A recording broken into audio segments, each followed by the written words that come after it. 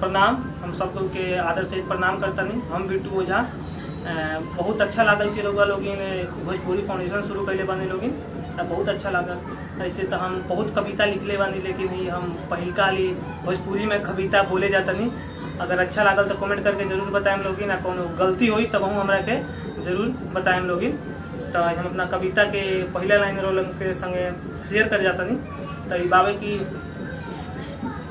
सफलता के राह में जब असफलता से मुलाकात भइल, सफलता के राह में जब असफलता से मुलाकात भइल, तब हमरा पता लागल कि अब के हमरा जिंदगी के शुरुआत भइल, अब के हमरा जिंदगी के शुरुआत भइल। सेकंड लाइन बा कि अभी थोड़ा ठोकर लागल बा, अभी बहुत ठोकर बाकी बा, अभी थोड़ा ठोकर लागल बा, अभी बहुत ठोकर बाकी बा।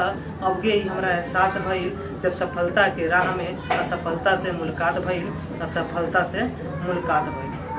अभी तो कुछ पौले नहीं की, अभी तो हम कुछ पौले नहीं की, बहुत कुछ अभी पावे के बा, अभी तो हम कुछ पौले नहीं की, बहुत कुछ पावे के बा। अपना जिंदगी के लक्ष्य पावे खातिर बहुत कुछ से लड़े के बा, जिंदगी के पावे खातिर बहुत कुछ से लड़े के बा। ये बात अब के हमरा एहसास भइल जब सफलता के राह में असफलता से मुलाकात भइल, असफलता से मुलाकात भइल। ये लास्ट लाइन बा, चौथा लाइन बा। राही बिट्टू के कलम से, राही बिट्टू ओझा के कलम से बहुत कविता लिखाइल बा, राही बिट्टू ओझा के कलम से बहुत कविता लिखाइल बा। लेकिन भोजपुरी फाउंडेशन खातिर ये पहिलका हाली भोजपुरी में लिखाइल बा, भोजपुरी फाउंडेशन खातिर ये पहिलका हाली भोजपुरी में लिखाइल बा।